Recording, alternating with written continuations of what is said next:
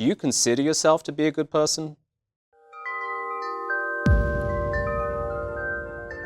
What makes one person stand out as being a good, all-round individual, while another is labeled as a degenerate?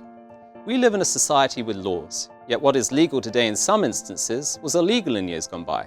Likewise, what is illegal today, such as smoking marijuana or euthanasia, depending on your geographical location, could be legalized tomorrow. Does it make sense to you that the definition of good has moving parameters?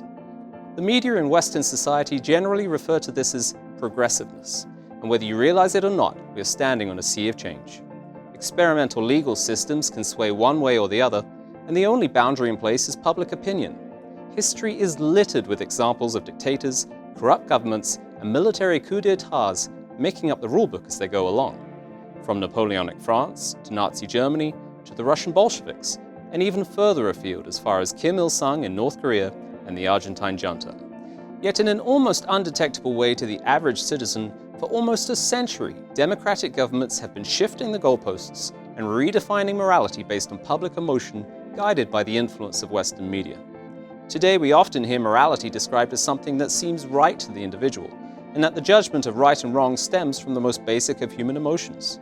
So today's ethical approach to morality states that you are free to choose what is right and wrong, within reason. Of course, there is no set standard for what constitutes reasonable. So what direction is your moral compass pointing in today? French philosopher Joseph de Maistre famously wrote, "Every nation gets the government it deserves."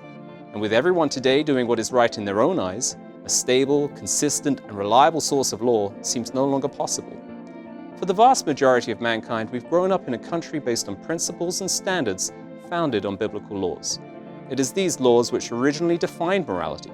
And whether you grew up in the heart of the Punjab or in Boonville, Arkansas, your country and its legal system at one point in time would have been influenced by biblical values. This law was written for our benefit, not on legal-sized paper but on tablets of stone. And they were not intended to be changed, for without them we would lose our anchor in a storm of human reasoning. Many today argue they were done away with, and yet the author of these laws lived them as an example for us. The description below includes a link to our free booklet, The Ten Commandments.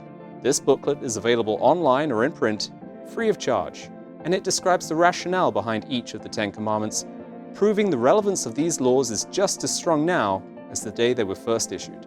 So I ask you again, do you consider yourself to be a good person? What if you were good only half the time? Is it reasonable for you to break some but not all laws?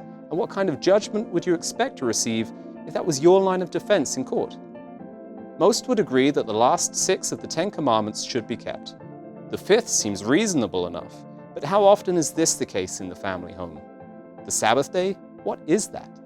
How often do you hear God's name used purely as an exclamation mark for emphasis in day-to-day conversations?